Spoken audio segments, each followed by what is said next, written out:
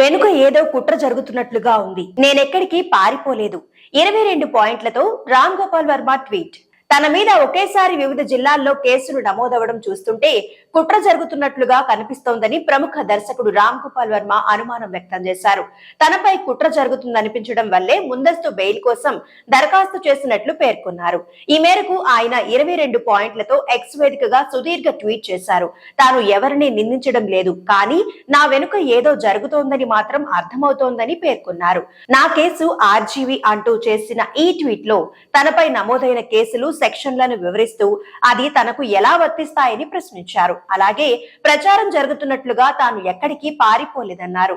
నా డెన్ లోనే ఉన్నానని తెలిపారు. పోలీసులు కూడా తనను అరెస్ట్ చేయడానికి రాలేదని తెలిపారు. ఆర్జీవీ చేసిన ట్వీట్లు ఇవే. పాయింట్ నెంబర్ 1, నేనేదో పరారీలో ఉన్నాను. మహారాష్ట్ర, చెన్నై లాంటి ఇతర రాష్ట్రాలలో కూడా పోలీసులు నా కోసం వెతుకుతున్నారని ఆనందపడుతున్న వాళ్ళందరికీ ఒక బ్యాడ్ న్యూస్. ఎందుకంటే ఈ టైం అంతా నేను నా డెన్ ఆఫీస్ లోనే ఉన్నాను. అప్పుడప్పుడు నా సినిమా పనుల కోసం బయటకు వెళ్ళాను. పాయింట్ నెంబర్ 2, ఇంకో షాక్ ఏంటంటే పోలీసులు ఇప్పటి వరకు నా ఆఫీస్ లోకి కాలు కూడా పెట్టలేదు. పైగా నన్ను అరెస్ట్ చేయడానికి వచ్చినట్లు నా మనుషులతో కానీ మీడియాతో కానీ చెప్పలేదు. ఒకవేళ నన్ను అరెస్ట్ చేయడానికి వస్తే నా ఆఫీస్ లోకి ఎందుకు రారు? పాయింట్ నెంబర్ 3, నేను ఎప్పుడో 1 సంవత్సరం క్రితం నా సోషల్ మీడియా అకౌంట్ లో పెట్టానని అంటున్న కొన్ని మీమ్స్ గురించి నా మీద కేసు అంటున్నారు. ఇప్పుడు సడన్ గా అసలు సంబంధం లేని వ్యక్తుల మనోభావాలు దెబ్బతినడం మూలాన ఆ కంప్లైంట్ ఇచ్చారంట. పాయింట్ నెంబర్ 4, ఇంకా చిత్రమైన విషయం ఏంటంటే 4 వేర్వేరు వ్యక్తులు ఆంధ్రప్రదేశ్ లోని 4 వేర్వేరు జిల్లాల్లో నా మీద ఈ కేసు పెట్టారు. ఇంకా మీడియా ప్రకారం మరో 5 కేసులు కూడా నమోదయ్యాయి.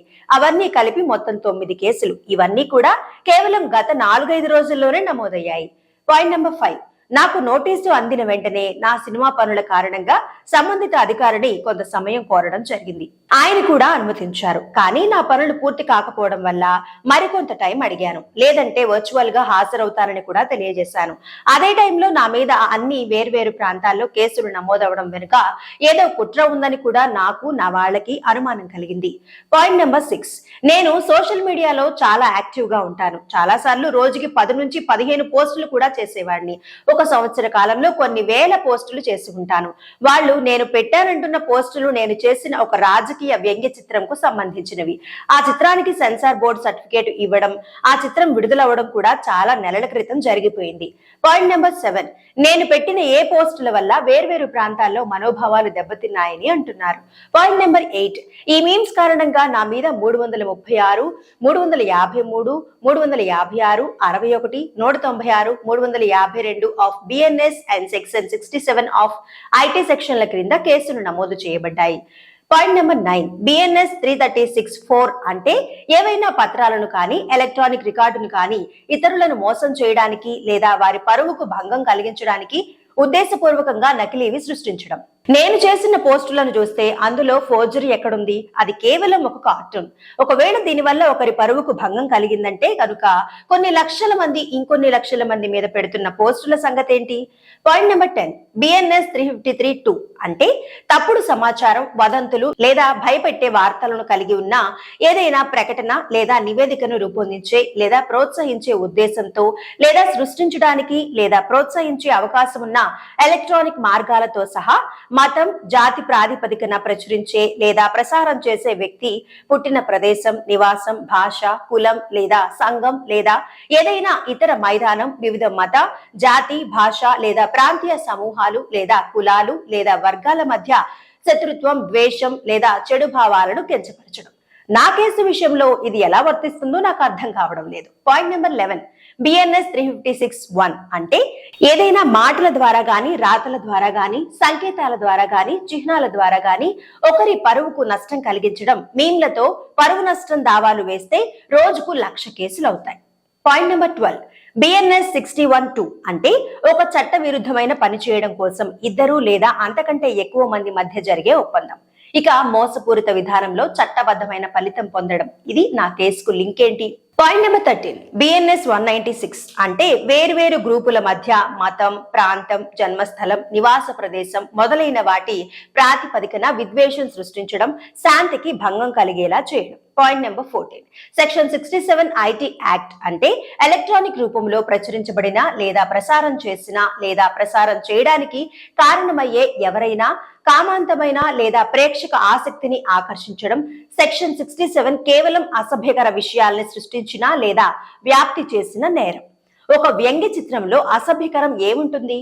పాయింట్ నెంబర్ 15 నా సోషల్ మీడియా అకౌంట్ లో పోస్ట్ చేయబడిందని చెప్పబడుతున్న విషయం భారత రాజ్యాంగం ఆర్టికల్ 19(1)(a) ప్రకారం న్యాయబద్ధమైనది. దీని ప్రకారం ప్రతి వ్యక్తి తన అభిప్రాయాలను, ఆలోచనలను స్వేచ్ఛగా తెలియజేయవచ్చు.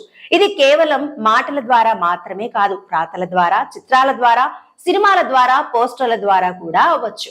పాయింట్ నెంబర్ 16 ప్రతి ప్రజాస్వామ్య సమాజంలో మూల స్తంభం వాక్ స్వాతంత్రం. దాని ప్రథమ లక్షణం ఒక వ్యక్తి తన దగ్గరనున్న సమాచారాన్ని ఓపెన్ గా మాట్లాడగలగడం, అదే విధంగా ఇతరుల నుండి ఏ విధంగానైనా వచ్చే వాటిని స్వీకరించడం. ఇది స్వేచ్ఛ యొక్క ప్రధాన హక్కు. ఈ హక్కును నిర్మూలించడం లేదా హద్దును నిర్ణయించడం అనేది ప్రజాస్వామ్య వ్యతిరేకం. పాయింట్ నెంబర్ 17 ఈ మీమ్ అనే భావ ప్రకటన ప్రస్తుతం సమాజంలో తమ ఆలోచనలను, భావాలను, ఉద్దేశాలను, శైలిని, ప్రవర్తనలు వ్యక్తపరిచే ఎఫెక్టివ్ సాధకం. విస్తృతంగా వ్యాపిస్తూ పరిణామం చెందే లక్షణం వల్ల ఈ మీమ్స్ డిజిటల్ కల్చర్ లో ముఖ్య భాగమైంది. మీమ్స్ అనేవి ఇమేజ్, వీడియో లేదా వాక్యము తదితర రూపంలో ఉండే హాస్యభరితమైన మెసేజ్ మాత్రమే. పాయింట్ నెంబర్ 18 మనం ప్రస్తుతం సోషల్ మీడియా ప్రపంచంలో బ్రతుకుతున్నాం. ఇక్కడ ప్రతి ఒక్కరు అంటే సినిమా మనుషులు, రాజకీయ నాయకులు, సాధారణ జనం అందరూ ప్రతిరోజు ఈ సోషల్ మీడియాలో తమ ఉద్దేశాలను రుద్దుతూ, జోక్స్ వేసుకుంటూ, అరుచుకుంటూ, బూతులు తిట్టుకుంటూ బోధనలు చేస్తుంటారు. ఇప్పుడు వీటన్నిటినీ సీరియస్ గా తీసుకుంటే దేశంలో సగం మంది పైన కేసులు పెట్టాలి. పాయింట్ నెంబర్ 19 ప్రస్తుతం నా కేసు గురించి మాట్లాడితే నాకున్న బిజీ స్కెడ్యూల్ వల్ల నేను పోలీసుల విచారణకు హాజరు కావడానికి ఇంకొంత సమయం కావాలని లేదా వీడియో కాన్ఫరెన్స్ ద్వారా పాల్గొనడానికి అనుమతి కావాలని విజ్ఞప్తి చేస్తూ లెటర్ పంపిన 30 నిమిషాలలో పోలీసులు నా ఆఫీస్ కు వచ్చారు. కానీ వాళ్ళు నా ఆఫీస్ లోపలికి రాలేదు. నన్ను అరెస్ట్ చేయడానికి వచ్చామని కూడా చెప్పలేదు. పాయింట్ నెంబర్ 20 ఇప్పటికీ మీడియాలో వస్తున్న కథనాలు నన్ను పట్టుకోవడానికి పోలీసులు టీమ్స్ ఏర్పరిచారని, వాళ్ళు ముంబై, చెన్నై ఇంకా పలు చోట్ల వెతుకుతున్నారని, నేను పరారీలో ఉన్నానని. కానీ ఇవన్నీ అబద్ధాలు. ఈ మీడియా ప్రతిసారిలాగే హై డ్రామా క్రియేట్ చేసింది. పాయింట్ నెంబర్ 21 లెక్కలేనన్ని మీడియా కాల్స్ ఇంకా పరామర్శ కాల్స్ రావడం వల్ల నేను నా మొబైల్ ఫోన్ ను స్విచ్ ఆఫ్ చేశాను. ఎందుకంటే ఇవన్నీ నా పనిని డిస్టర్బ్ చేస్తాయి. ఇప్పటి వరకు నేను రిక్వెస్ట్ చేసిన అడిషనల్ టైం కి నాకు ఆఫీసర్ల నుండి ఎలాంటి సమాధానం రాలేదు. నా మీద ఒకేసారి వివిధ జిల్లాల్లో కేసులు నమోదవడం అనేది ఏదో కుట్ర జరుగుతుంది అనిపించింది. అందుకే నేను ముందస్తు బెయిల్ కోసం దరఖాస్తు చేశాను. కానీ నేను వాస్తవాలు తెలియకుండా ఒక వ్యక్తిని లేక ఒక గ్రూప్ ని నిందించడం లేదు. కానీ వెనుక ఏదో జరుగుతుందని మాత్రం అర్థమవుతోంది. పాయింట్ నెంబర్ 22 నేను చట్టాన్ని గౌరవిస్తాను, అలాగే ప్రభుత్వ సంస్థల నియమ నిబంధనలను ఖచ్చితంగా పాటిస్తాను. కానీ దాంతో పాటు రాజ్యాంగ పరిధిలో చట్టం కల్పించిన సదుపాయాలను ఉపయోగించుకునే ప్రాథమిక హక్కును వినియోగించుకుంటాను. ఎప్పటిలాగే మీడియా సొంతంగా ఒక కథ రాసుకుని అందులో నన్ను సెంట్రల్ క్యారెక్టర్ గా చేసి ఒక సినిమా తీసింది. నాకు కూడా వాళ్లకున్నంత టాలెంట్ ఉండి ఉంటే ఎంత బాగుండేదో.